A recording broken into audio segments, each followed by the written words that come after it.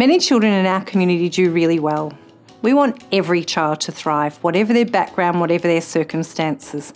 And we think the first place to start is by bringing wraparound support around those children. And we've been doing that in many locations, one of them Shepparton High School. You know you're not alone. We started thinking about what we needed for our Year 7 students for this year when we had our orientation day last year, and we were collecting lots of different information about them, and we decided that we needed to support them. So we decided that we would look at finding some volunteers, an agency or something we could use within our community to assist us. So that's when contacted Lisa at Lighthouse, and then we came up with a volunteer program, and then it was decided that they would come in every Monday and work with our students. You'll never ever be alone, so shine, shine, shine. We just come here and read a book, and that way we learn how to read. This program started, I started getting really fast and I really enjoyed reading books. So through the program, the volunteers have come in and they've spent time with our kids, they've spoken to them in that reading time. They bring in newspapers, they bring in articles and different magazines. Some weeks we can just read Google articles, things on my phone if they're not interested in their book. It doesn't matter as long as they're reading something. They've got to discover how important reading is. Reading a book and learn some new words, trying to pronounce hard words.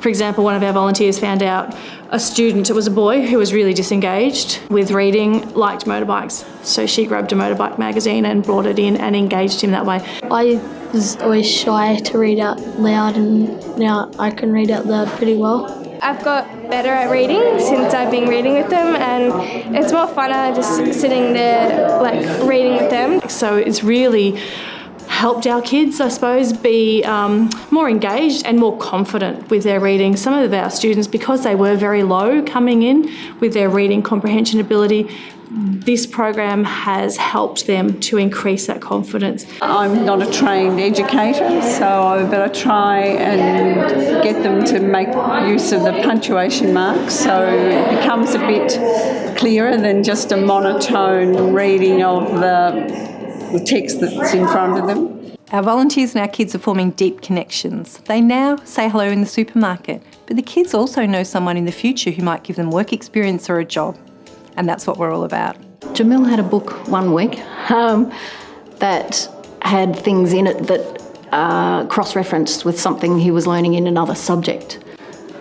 And I saw a light bulb moment in his eyes. It was fabulous to read something and he said, "Oh, we were learning that in the other class and now I know that, Miss. I'll be able to say that, Miss, in my other class." It was just brilliant. It just felt fantastic to know that I'd helped him with that somehow, yeah. So the data that's coming in from our students, we tested them at the beginning of the year and we've just retested them, is that there has been growth. So that's really encouraging as well. So we know that what we're doing is working and it's assisting and supporting these students. In many ways, this is just the beginning of the work. We want to create a system so that no kid falls through the gaps.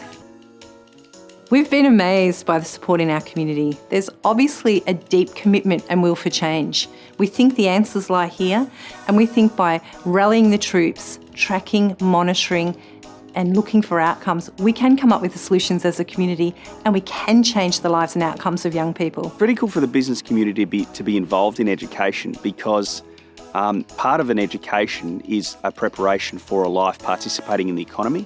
And I think if the educators and the business people are collaborating on the skills that children are going to need when they enter the workforce, then I think people are going to enter the workforce with a much better preparedness to embark on the economy and the industry of the 21st century.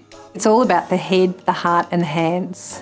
It's about the strategy, the will and the people on the ground. And when we get that right, we will win.